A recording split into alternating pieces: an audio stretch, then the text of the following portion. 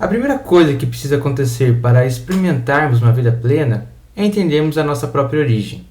O ser humano é tão diferente das demais criaturas, não só porque ele é inteligente ou porque ele consegue inventar as coisas. Ele é diferente porque ele foi feito à imagem e semelhança de Deus. Ao meditarmos no livro de Gênesis, nós conseguiremos entender o motivo da nossa criação e também construir uma vida significativa. Saudações a todos! Eu sou Rodolfo Carvalho, seminarista da Igreja Presbiteriana Independente de Jacutinga, e nós estamos no nosso primeiro vídeo sobre a teologia do Antigo Testamento.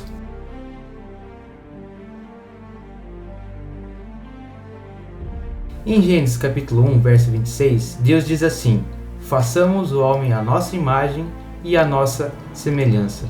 Dessa forma, Deus saiu do padrão da qual ele estava fazendo a criação.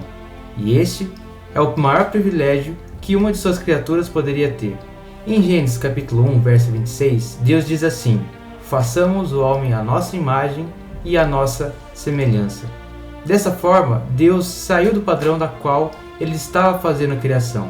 E este é o maior privilégio que uma de suas criaturas poderia ter. Ou seja, o ser humano jamais deixaria de pensar na existência de um Deus. Dessa forma, o ser humano anseia pela eternidade. E ele não se conforma com a morte, justamente porque ele não foi criado para este fim. E hoje em dia, muitos acreditam que é papel da ciência explicar a origem de todas as coisas. Mas por outro lado, quando olhamos para a palavra de Deus, nós devemos entender que ela não foi escrita com fins científicos.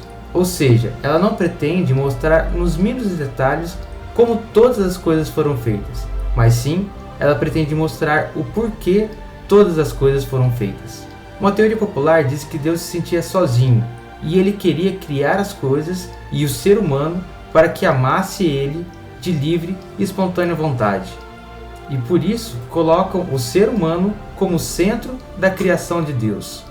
Podemos pensar que isso não tenha tanta relevância assim, mas dela mostra qual é a visão que nós temos da criação. Afinal, a criação está centrada em Deus ou no ser humano? O Salmo 19, versículo 1 diz assim: os céus proclamam a glória de Deus e o firmamento anunciam as obras de suas mãos. E o texto de Efésios, capítulo 1, verso de 3 a 6 diz assim: agradeçamos ao Deus e Pai do nosso Senhor Jesus Cristo, pois Ele nos tem abençoado por estarmos unidos com Cristo, dando-nos todos os dons espirituais do mundo celestial.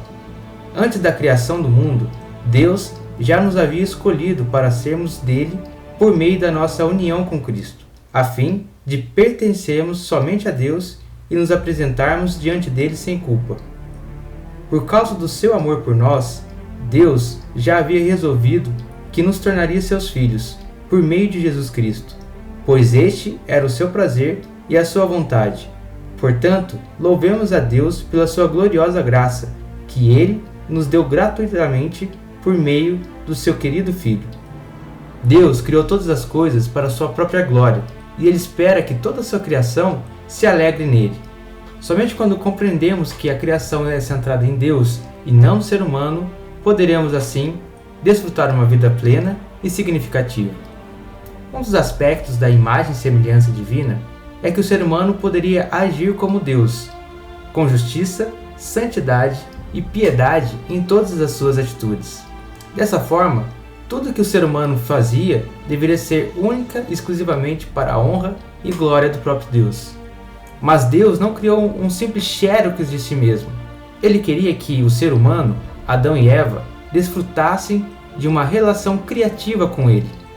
Isso fica claro quando Deus dá a primeira tarefa a Adão em Gênesis capítulo 2, versos 19 a 20, que diz assim o texto: depois que o Senhor Deus formou da terra todos os animais selvagens e todas as aves, ele os levou ao homem para que pusesse nome neles, e eles ficaram com o nome que o homem lhes deu.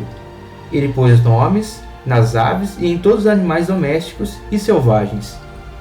Este trabalho, aparentemente sem importância e relevância, mostra que Deus já está dando a oportunidade para sua obra-prima desenvolver a sua criatividade. Mas a maior implicação da imagem e semelhança é a possibilidade de um relacionamento. Ao fazer isso, Deus pôde estabelecer um relacionamento que não era possível com as demais criaturas, trazendo assim uma aliança, um imenso privilégio e também uma grande responsabilidade. Em Gênesis capítulo 2, versos 16 e 17 diz assim: E o Senhor deu ao homem a seguinte ordem: Você pode comer as frutas de qualquer árvore do jardim, menos da árvore que dá o conhecimento do bem e do mal. Não coma a fruta dessa árvore, pois no dia em que você a comer, certamente morrerá. Essa primeira aliança que Deus estabeleceu com o ser humano estava baseado na obediência. E neste momento, Deus só fez isso porque o ser humano ainda era capaz de obedecer essa ordem. Porém, como nós veremos no nosso próximo vídeo, por causa de uma influência externa, o ser humano desobedeceu a essa ordem divina. E neste momento é importante lembrarmos que Deus estabeleceu esta aliança com o ser humano para dar sentido à vida dele, e dessa forma desenvolver um relacionamento com Deus e a conhecê-lo cada vez mais. E quando interpretamos a existência baseada naquilo que Gênesis descreve, ficamos com as seguintes implicações. Primeira, todo ser humano merece respeito, pois ainda nele existe um resquício da imagem e semelhança de Deus. Segundo, Deus estabeleceu o trabalho antes da desobediência do ser humano, e por isso nós devemos fazer todo o trabalho de uma forma alegre e que glorifique a Deus.